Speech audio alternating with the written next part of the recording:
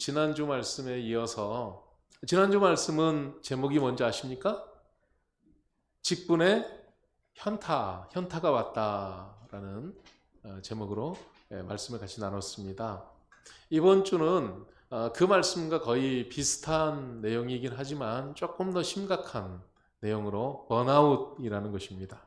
직분의 번아웃이라고 했는데요. 한번 따라하겠습니다. 번아웃. 아웃됐다는 거예요. 그러니까는 완전히 힘이 쭉 빠져갖고 아무것도 하기 싫은 상태. 나한테 일 시키지 마. 나한테 그거 하라고 하지 마. 나 오라고도 하지 마. 나한테 말 걸지도 말어. 이런 상태를 번아웃됐다라고 말합니다. 우스갯소리로 예전에 이제 예화 중에 그런 일이 있었습니다. 얘기가 있죠. 엄마, 왜? 나 교회 가기 싫어.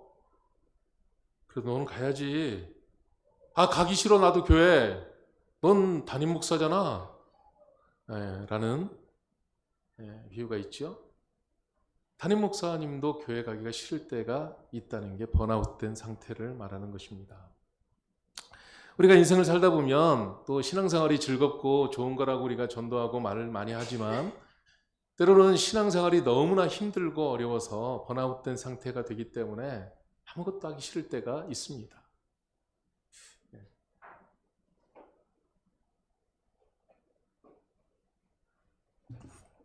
그래서 지난주에 말씀드린 현타라는 거하고 번아웃하는 거하고 조금 무슨 차이가 있느냐? 현타는 내가 열심히 뭔가를 하려고 했는데 내가 의도한 건 이거였는데 전혀 반응이 다르게 오고 그래서 아닌가 보다. 그만둬야 될까? 이런 거죠. 의미가 완전히 오해돼서 다르게 여겨지는 그런 상태를 현타라고 한다면 충격이죠.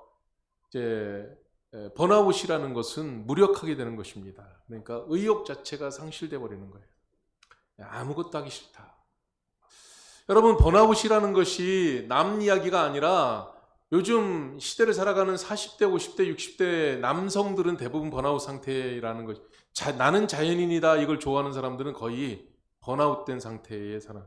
세상을 살아가는데 이 어깨가 너무 무거워서 직장에서, 가정에서, 어디에서든지 요청되는 무게가 너무나 크기 때문에 그거 다 내려놓고 도망가고 싶다.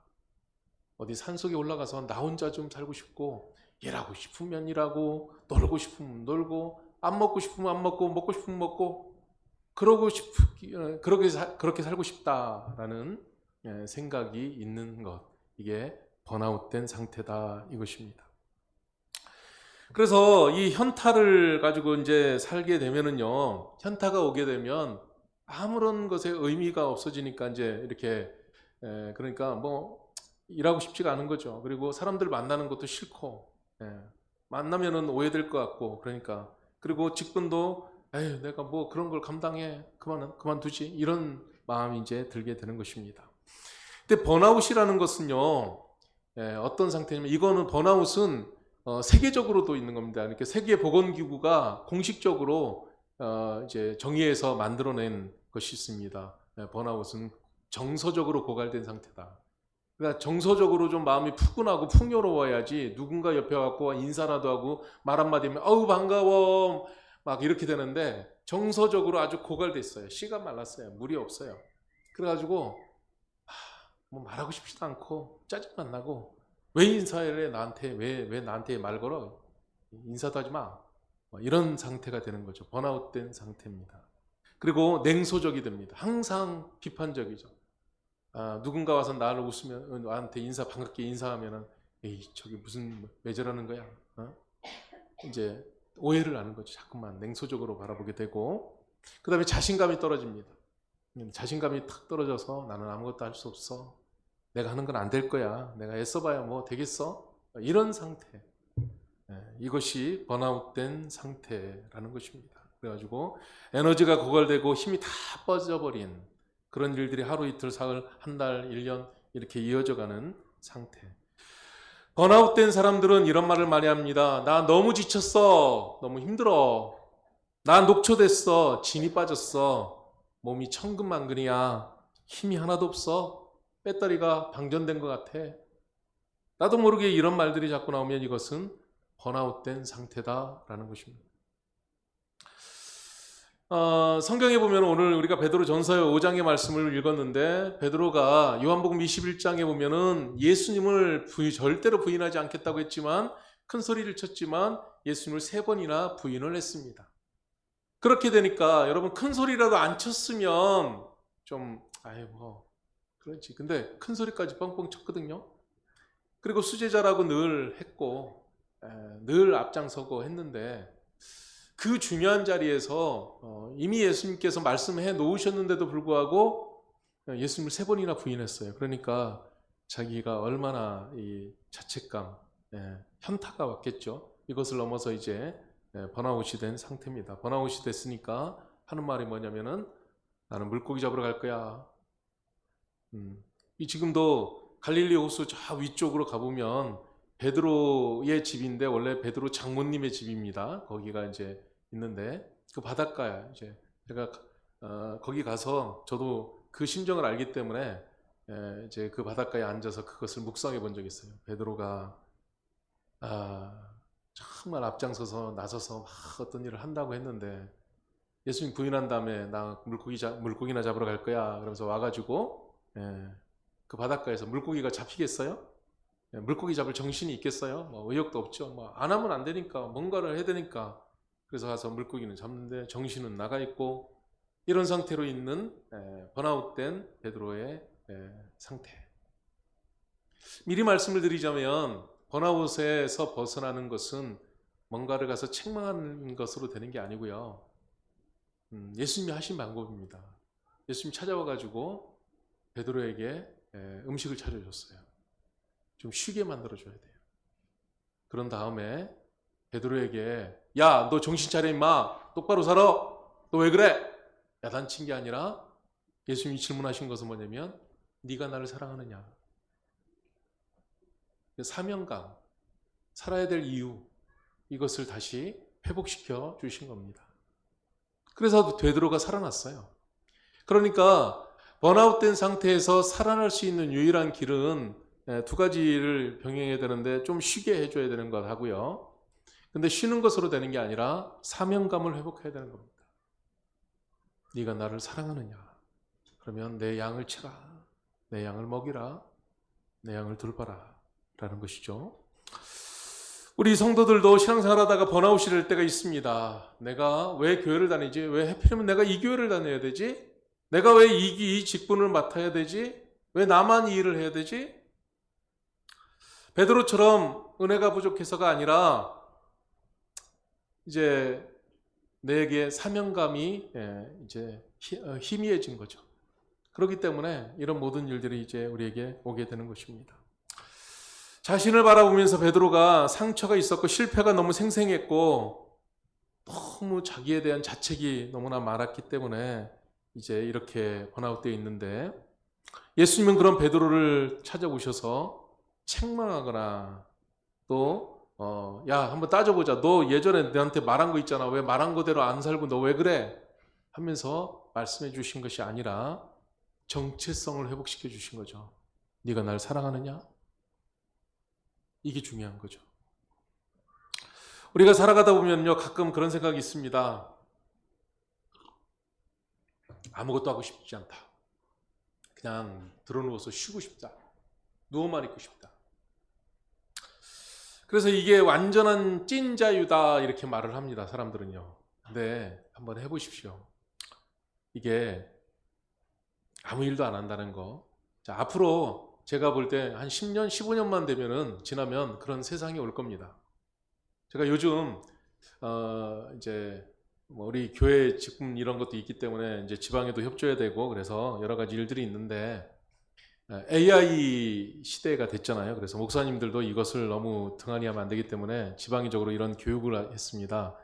저도 가서 교육을 받고 또 이제 책도 읽고 그리고 이런 일들을 이제 좀 합니다. 이제 그래서 뭐 챗GPT도 그리고 제미나이도 이제 하고 또 이제 자료 보고서 만드는 게 뭐죠? 뭐 프로그램 있는데 그것도 보고 이제 여러 가지를 지금 시대를. 근데 개괄적으로 본다면 우리나라가 AI 선도국이 될 겁니다. 아마 이제 젠슨왕이라는 모르는 분들이 있긴 있는데, 엔비디아 이제 회장이 우리나라를 선택했죠. 우리나라가 그럴 수 있는 모든 것들을 이룰 수 있는 이제 기반이 다 갖춰져 있고 할 수 있는 나라다 해가지고 AI 선도국이 될 것 같아요. 이제 진짜로 우리나라가 참 대단한 나라가 될 겁니다. 앞으로 AI가 도래합니다. 그러면 AI가 도래하게 되면 어떤 세상이 오느냐?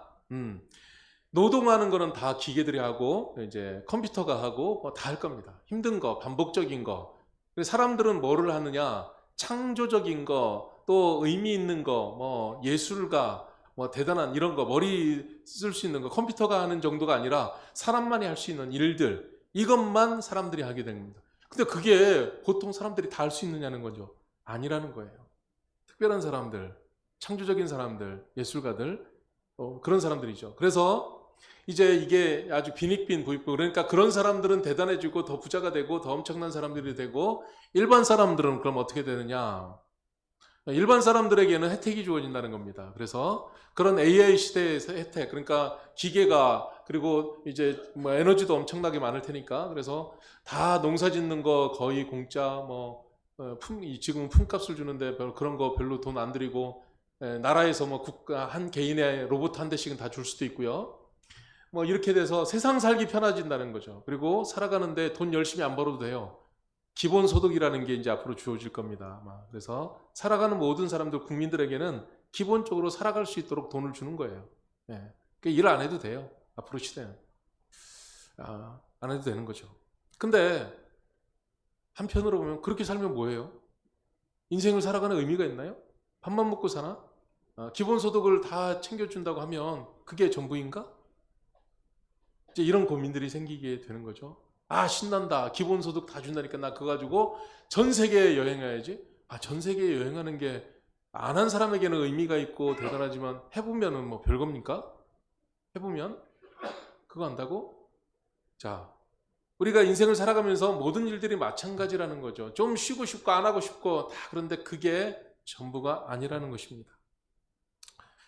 아무것도 안 하는 거 처음엔 편하다가 그 다음에 멍해지고 그 다음에 지루해지고 불안해지고, 그래서 이 사람이 망가지게 되는 것입니다. 실제적으로 지금 일본이나 우리나라나 일 안 하고 살아가는 청년들, 청소년들이 다 망가지게 되는 이게 절차가 바로 그렇다는 것입니다. 그래서 우리는 성경에서 이 원리를 찾아야 됩니다. 인간이 죄를 지었긴 하지만 하나님께서 창세기 2장 15절에 뭐라고 했냐면, 주 하나님이 사람을 데려다가 에덴 동산에 두시고 그곳을 맡아서 돌보게 하셨다라는 것입니다. 사람은 일을 해야 되는 것입니다. 사람들은 일을 통해서 보람을 찾게 됐고 또 그것을 통해서 가치를 알게 하신다는 겁니다. 일이라는 것이 그러니까 노동만 말하는 건 아니라는 것입니다. 어떤 일이든지 의미 있는 일들이 있다는 것입니다. 그래서 일이라는 것은 형벌적인 개념이 아니라 우리에게 주신, 하나님께서 인간에게 주신 DNA와도 같이 본질적으로 사람들은 일하게 되어 있습니다. 그 일들을 통해서 가치를 찾게 되어 있습니다. 그래가지고 이제 칼빈이라는 종교개혁자는 직업 소명설이라는 것도 말을 했습니다. 그래서 우리는 일이라는 것이 나를 괴롭히는 것이 아니라 어떨 때는 그 일이 나를 잡아줍니다. 나를 존재케 하고 나에게 의미를 찾아주고 보람 있게 하는 거죠. 그런 것처럼 우리가 하나님 앞에 직분을 맡아가지고 살아가는 것도 나를 존재케 하고 나를 지켜주기도 하고 나에게 의미를 부여하기도 하고 가치도 주시는 것입니다. 그래서 우리는 직분이 부담스러운 게 아니라 사명 없이 사는 게 더 무서운 거고 부담스러운 것입니다. 여러분, 우리 성도들이 제일 많이 무너질 때가 언제입니까? 성도들을 가만히 보면 무너질 때가 있습니다. 그 절차가 있어요. 순서가 있다는 거죠. 어떻게 그런 분들은 딱 처음에 하는 말이에요. 저 직분 좀 내려놓고 싶어요. 저 조금 봉사 좀 쉬고 싶습니다. 그러면서 이제 예배가 한 주, 두 주, 한 번, 두 번 빠지기 시작해요. 그러면요, 이게 걷잡을 수 없어요. 안 그럴 것 같은 사람도 그렇게 됩니다. 그래서 영혼이 느슨해지고 사명이 흐려지고 삶의 에너지가 빠져나가게 되는 것이죠. 그래서 사명감을 우리가 이제 붙잡아야 되는데, 여러분, 신앙생활도 노력이 필요한 겁니다. 신앙생활하는 것도 참 힘든 것이죠. 그래서 열심히 회복하려고 하고 직분을 정말 의미 있게 감당하려고 하면 그런 일들을 통해서 내 존재 자체가 더 든든하게 서가게 되는 것입니다. 저는 이런 일들을, 이런 말씀 예전에 큐티하면서 간증도 한 적이 있는데요. 골로새서 3장 23절에 보면은요, 죽게 하듯 하라 라는 말씀이 있습니다. 어떤 일들이 있어질 때 그 일들을 내가 어떻게 해야 되나, 죽게 하듯 하라. 저는, 여러분들도 아시다시피 저는 일이 참 많은 사람입니다. 일이 많아요. 제가 사실 그런 거 저도 느껴요. 거절해도 되고 안 해도 누가 뭐라 하는 일이에요. 근데 저는 하나님과 약속을 했어요. 하나님 앞에 제가 처음에 개척을 하고 그 개척의 부담 너무너무 힘들었어요. 그런데 이제 어떤 일들이 있어서 개척을 내려놓고 다음 개척을 준비하면서 바닷가에서 제가 하나님께 약속을 했거든요. 주님의 영광이 있고 주님의 원하시는 일이라면, 제가 할 수 있는 일이라면 제가 노후는 안 하겠습니다. 그래서 어떤 분들이 어떤 일들을 제게 부탁을 하면 저는 거절하는 일이 거의 없어요. 근데 힘들어요.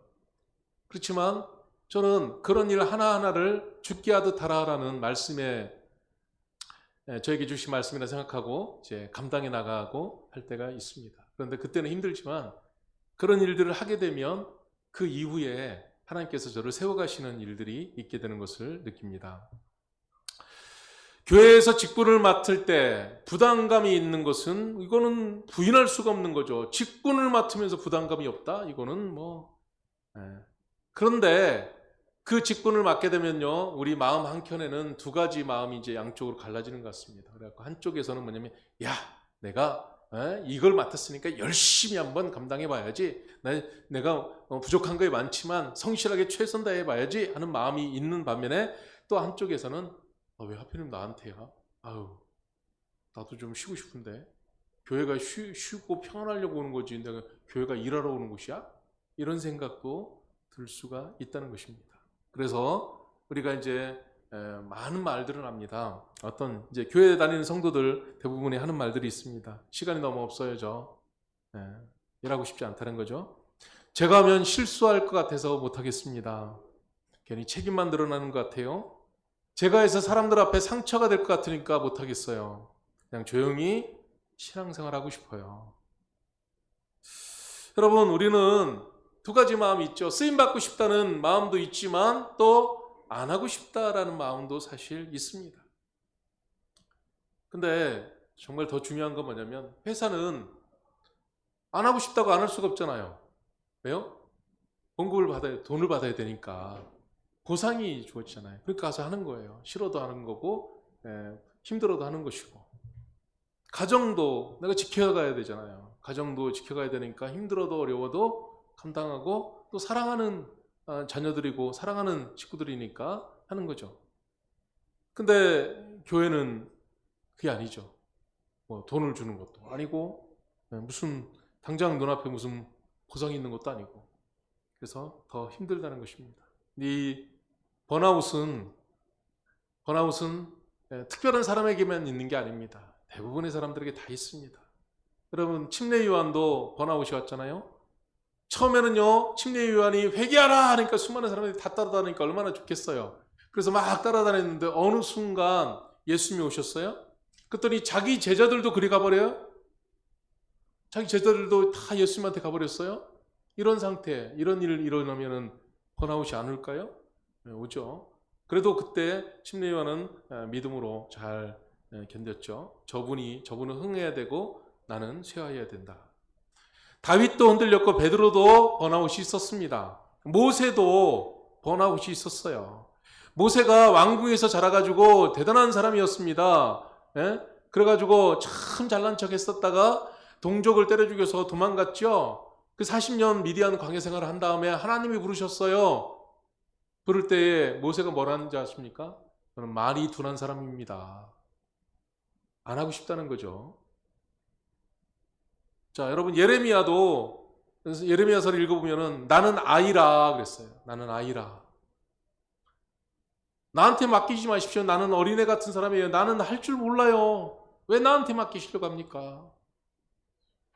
기드온도 저는 힘이 없습니다 라고 고백을 했습니다. 누구나 다 그것을 말할 수 있다는 것입니다. 그런데 그것이 어떻게 보면은 우리의 출발점이 되는 거죠.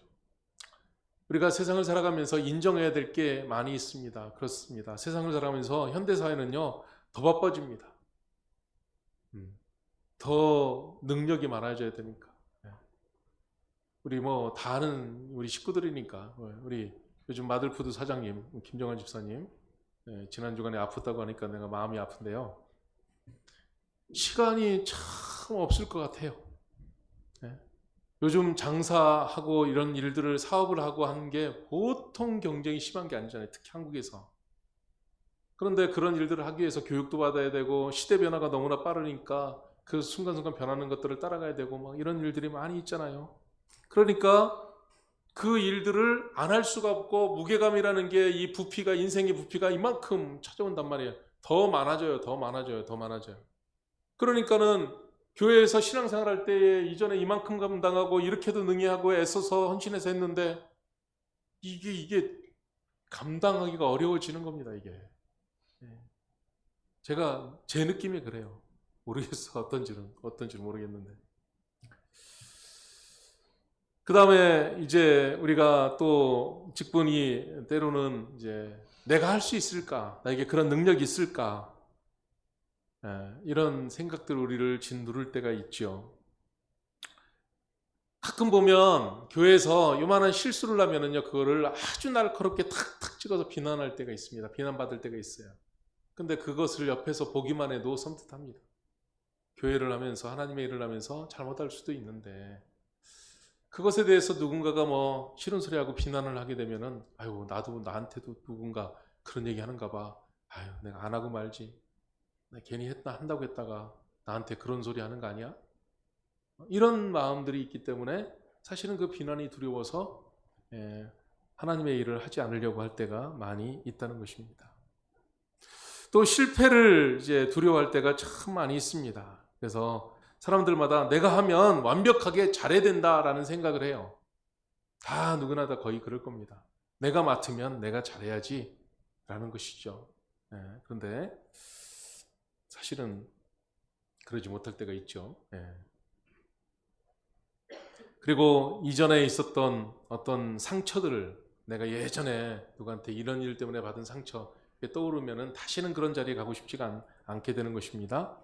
그래서 이제 이렇게 되는데 그럼에도 불구하고 하나님께서는 우리에게 직분을 맡기십니다. 하나님께서 우리가 이 부담스럽게 여긴다, 부담스럽게 느낀다, 우리의 연약함 이것을 우리가 모르는 게 아니라 하나님께서 다 아셔요. 그럼에도 불구하고 우리에게 직분을 맡겨주십니다. 왜 그런가? 그것은 우리를 성장시키시려고 그 직분을 맡겨주신 겁니다. 그 일을 하게 해서. 그래서 그런 일들을 하다 보면 이제 성장하게 되는 것이죠. 그리고 이 신앙생활이고 인생이고 자전거 타는 것 같다고 말을 하잖아요. 그런 것처럼 계속 움직이고 가야지 쓰러지지 않는 것이지 그냥 중단해버리면은 쓰러지고 넘어지는 것입니다.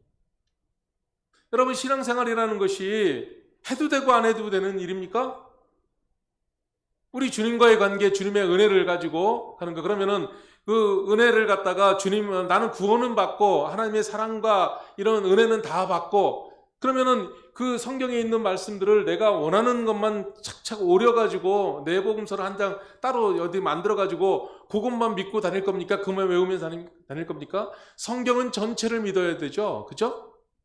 성경에 우리에게 은혜 주시고 구원 주시는 것도 있지만 그런 우리에게 직분을 맡기시고 사명을 주시는 것도 분명히 성경에 나와 있습니다. 우리가 선택해서 선택적으로만 믿음 생활할 것이 아니라 우리가 통전적으로 전체를 우리가 바라보고 그런 신앙으로 자라나야 전인격적으로 성숙해 간다라고 말할 수 있는 것입니다. 그래서 직분을 감당하면 결국에 가서는 우리 영혼을 지켜주는 일들이 되는 것입니다. 가끔 보면은요, 부담스럽게 느끼는 분들이 있는데, 누가 부담스럽게 느끼냐면요, 직분 성실히 감당하는 분들이 부담을 느낍니다. 그러니까, 부담스러움을 느끼는 것 자체가 자격이 있다라는 것입니다. 거기에 대해서 고민하니까 부담스러운 거잖아요. 자격이 있는 겁니다.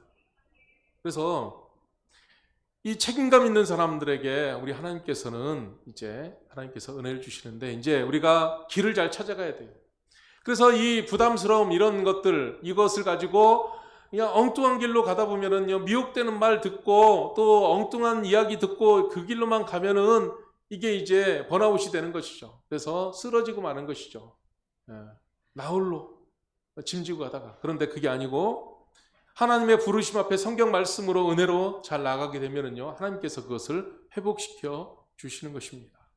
그래서 우리는 그것을 감당해 나가야 되는 겁니다. 가정에서도 마찬가지입니다. 자녀들이 성숙하게 되면 조금씩 자라게 되면은요, 이 자랄 때 이제 책임감이 주어지게 되는 거죠. 옛날에는 부모님한테 받기만 했지만 이제부터는 부모님 앞에 용돈을 드려야 되는 거예요.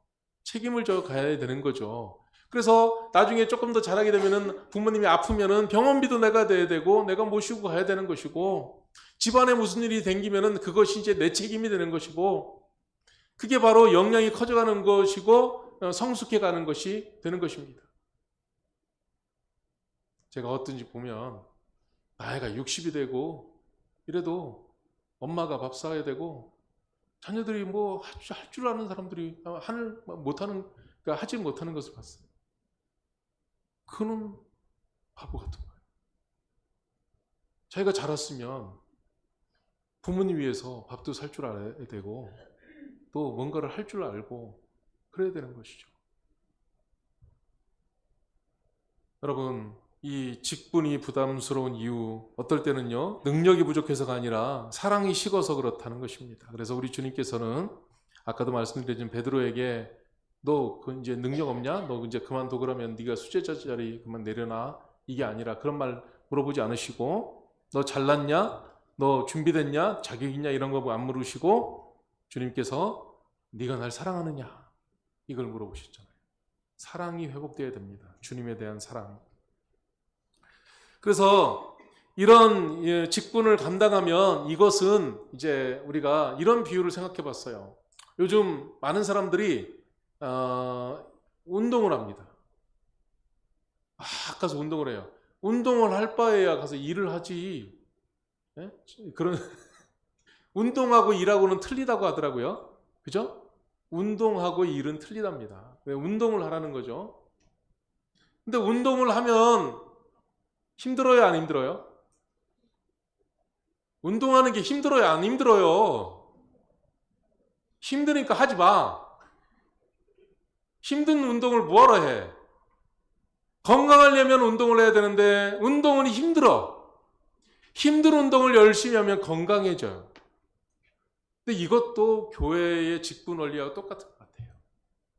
힘들어. 하지 마. 안 하면 더 쇠해지는 거예요. 그래서 사람이 병원에 가면은 제일 걱정되는 게 의사들이 말하는 게 근력이라는 거죠. 어디 아픈 거는 가서 그거 이제 집중 치료하니까 이게 치료가 된다는 건데 그 기간 동안에 누워만 있게 되니까 근력이 약해져 가지고 그 다음에 회복하는 게 힘들다는 거예요. 이 얘기를 또 누가 하셨냐? 우리 한동훈 집사님께서 하셨어요. 저번에. 또 경험도 하셨고. 여러분, 우리가 신앙생활 할 때도 마찬가지입니다. 그래서 내려놓는다고 해서 안 한다고 해서 다 좋은 게 아니라 오히려 그것이 우리에게 더 무기력해지고 연약해져 버리는 일들이 된다라는 것입니다. 이제 말씀을 정리하겠습니다. 그러면 우리가 믿음 생활에서 누구나 다 이제 번아웃이 될 수도 있고 또 약해질 수도 있고 두려움 속에 사로잡힐 수도 있습니다. 그렇지만 그것이 끝이 아니라는 거죠. 거기에서 다시 일어나야 돼요. 성경에 무수히 많은 사람들이요 다시 불붙었어요. 주님께서도 다시 불붙게 하리라 하셨고요. 다시 일어서게 하리라 그랬어요. 하나님께서는요 이렇게 올라갔다 내려갔다 마치 사사기 시대처럼요 뺑뺑뺑 도는 거죠. 사람들이요 교만했다가 징계받고 한 대 얻어 터지면 다시 회개했다가 그러면서 하나님 앞에 사명받고 소명받아서 다시 열심히 살다가 또 그것이 다시 죄를 짓게 되고 이렇게 사이클이 있는 것처럼 어떻게 보면 우리 인생 중에서도 그렇게 돌아가는 경우들이 있더라라는 것입니다. 근데 번아웃되고 좌절되고 넘어질 때 사명을 잃어버렸을 때 거기에서 주저앉아 있지 말고 다른 데 찾지 말고 그 자리를 찾아가야 된다는 거예요. 제가 늘 세상의 원리 중에서 장사하다가 밥 장사하다가 망한 사람 다음번에 뭐 할까요? 밥 장사해야지. 네? 밥 장사해야죠. 그런 것처럼 우리가 직분 감당하다 지치고 힘들었을 때 그 자리를 다시 찾아가야 되는 겁니다. 그 원인을. 예? 거기를 해소해야 되는 거예요. 그래서 우리는 하나님 앞에 나아가는데 그래요, 맞아요. 내 힘으로 안 된다는 거 우리가 알잖아요. 내 능력으로 안 된다는 걸 알기 때문에 주님이 친히 성경에 아주 많은 곳에서 말씀해 주시기를 성령 보혜사를 보내주셔서 우리를 도와주시겠다고 하셨고, 말씀도 있고 은혜도 있고 우리 하나님이 주신 방편들이 많아요. 그런데요, 무기력해지고 번아웃이 되면은 하나님이 만들어주신 방편들, 은혜가 정말 하찮아 보인다는 거예요. 말씀이 눈에 들어오지도 않고 보이지도 않고 읽고 싶지도 않고, 예배하는 거는요, 이거는 사역이야. 어디 나가서 밭에 가서 1시간 일하는 게 낫지 1시간 예배하는 게 더 싫어진다니까요. 기도하는 것도 부담되고 힘들어져서, 기도하는 게, 예전에는 기도하는 그 시간이 즐겁고 좋아가지고 어떻게 하면 기도할까, 그 시간을 찾고 막 기도하러 가고 싶고 그렇게 되던 마음들이 번아웃이 되면은요, 이게 도살장 같아요. 기도하러 간다는 게. 이거를 다시 회복해야 되는 것입니다. 다시 불붙게 해야 되는 거예요.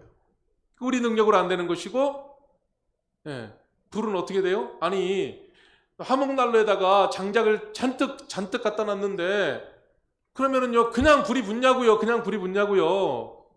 성냥불을 갖다 대든지 종이에다가 불을 붙여갖고 왔더니 성령 하나님께서 동력이 되고 역사가 되고 그래야 되죠. 그리고 또 하나는요, 그렇게 주변에 불붙은 사람들, 그래서 우리가 간증도 듣고 불붙은 사람들의 메시지도 듣고 말씀 속에도 나아가고 하는 것이죠. 우리에게는 자력적으로 불이 안 붙어요. 그렇기 때문에 우리는 주님 앞에 힘써서 나아가야 되는 것입니다. 나는 왜 이 길을 걷는가? 주님 앞에 한번 생각하시면서 어떤 일들이 보여질 때 이거 비난거리가 아니고 이건 책망거리가 아니고 그런 일이 보여지면은 수많은 목사님들이 말하잖아요. 그는 사명이다. 연약한 게 보이냐? 그럼 네 사명이다. 그게. 그 연약함을 네가 짊어져라. 그 연약함을 부둥켜 안으라는 거죠. 여러분, 직분이라는 것은 일이 아니라 부르심입니다. 직분 가진 사람들은 일을 할 때 부족할 수 있어요. 잘못할 수 있어요. 여러분, 답답해하지 마세요. 아니, 부족할 수 있죠. 어떨 때는 제가 목사로서 할 때 보면은 답답해 보이죠. 아니, 답답해하지 마세요. 답답해하지 마세요. 하나님께서 또 부족한 사람을 통해서도 더 일을 해 나가시는 것입니다. 그래서 우리는 지친 사람도 하나님이 쓰신다. 아멘? 아멘? 성경에 지친 사람들 다 쓰셨습니다. 성경에 넘어진 사람들 다시 불 붙여가지고 다시 다 쓰셨습니다. 모세도 그거 내버린 사람이잖아요. 자기가 자기를 내버린 사람 아니었습니까? 그런데 그런 사람 갖다가 잘 쓰셨잖아요. 하나님은요. 하나님께서는 정말 놀랍게 쓰십니다. 엘리야도 마찬가지고 사도 바울도 그렇게 했습니다. 그래서 우리는 하나님 앞에 감당해 나가는데, 이제 한 가지 더 말씀드리자면은 혼자 감당하지 말고 함께 감당해 나가야 한다라는 것입니다. 이게 동역의 원리죠.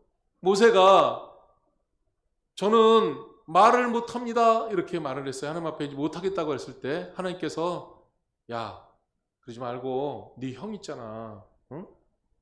그리고 너 장인이 있잖아. 장인한테 도움받아. 이드로 장인이 와서 여러 가지 조직하는 거 그 사람이 이드로가 잘해줬어요. 형이 아론이 와서 많이 도와줬어요. 그러니까요, 모세가 하긴 했지만 모세가 혼자 한 게 아니라 장인 이드로하고 아론 형하고 얼마나 많이 도와줬습니까? 그런 것이죠. 혼자 할 게 아니라는 것이죠. 양국교회 목사님 어머님이 소천하셔가지고 이제 장례식장을 갈 수밖에 없었. 이제 가야 됐습니다. 가서 이렇게 목사님들하고 같이 이제 이야기를 나누는데, 암스트롱 병원을 하시던 홍사무엘 목사님이 목사님들 잠깐만 내가 간증 좀 하나 할게.